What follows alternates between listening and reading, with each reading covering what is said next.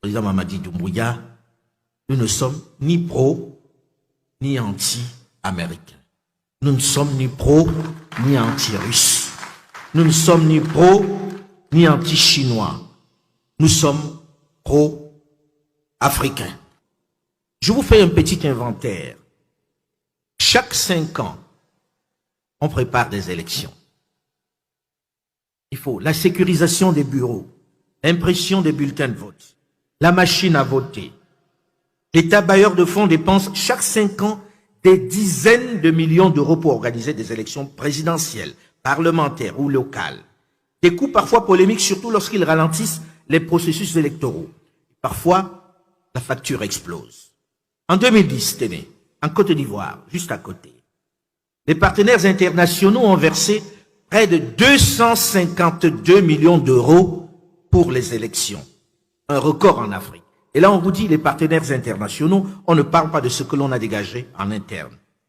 En 2018, les élections présidentielles et législatives ont coûté au Mali un peu plus de 76 millions d'euros, soit presque 50 milliards de francs CFA. Je ne peux pas dire le chiffre en francs guinéens, parce que je n'arrive pas à compter les zéros derrière. Ceci pour reconduire un président déjà aux affaires depuis 5 ans. 3 ans après, un peu comme si on l'avait prévu, le président en question a été renversé.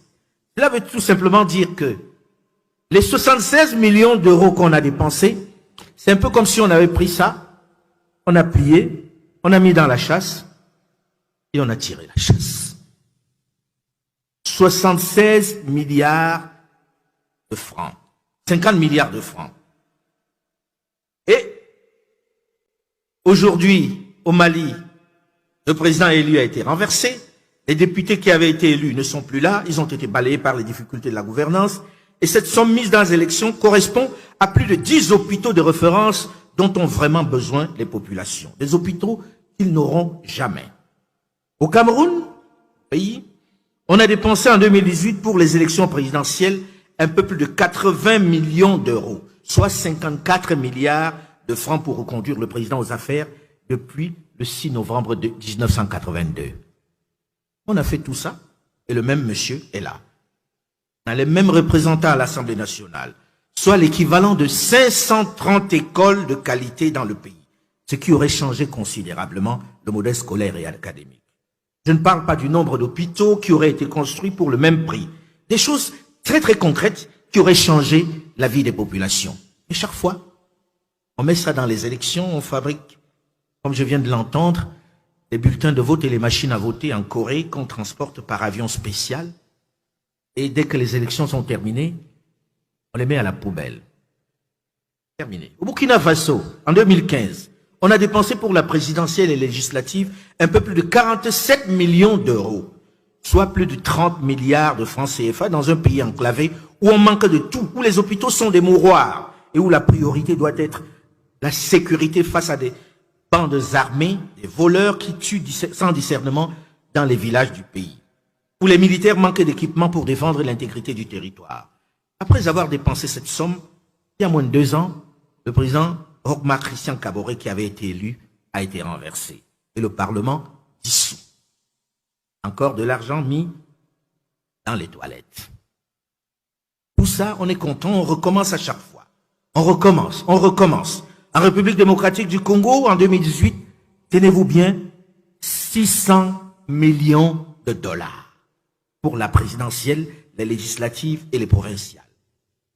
Soit près de 350 milliards de francs CFA.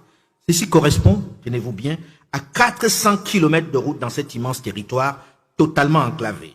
2 parcs agro-industriels, 5 avions Airbus, 4000 bus de transport neufs de marque Mercedes, plus de 4000 écoles primaires et secondaires.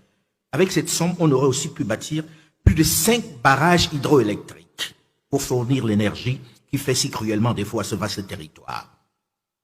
Est-ce qu'on est raisonnable quand on fait ça tout le temps? Est-ce qu'on n'a pas honte quand on fait ce calcul de cet argent qu'on jette en sachant très bien que ça ne va rien donner? Puisqu'à la fin de ces élections, au Congo, les résultats ont été contestés.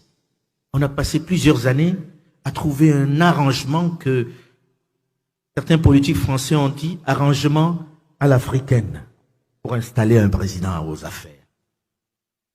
Et ce président ne pouvait même pas gouverner pendant les 2 premières années. Et le mois prochain, le 20 décembre prochain, les Congolais vont retourner aux urnes pour exactement la même somme. Savez-vous ce que l'on redoute aujourd'hui? Les violences. Est-ce qu'on a besoin de passer par là? Voilà pourquoi j'ai envie, s'il vous plaît, sans violence, sans rancœur, sans haine, sans invective, que nous réfléchissions au modèle de gouvernance qui nous convient. Parce que vous le vouliez ou non, je viens de faire juste un court inventaire. Il ne correspond pas à nous, ce modèle électoral permanent.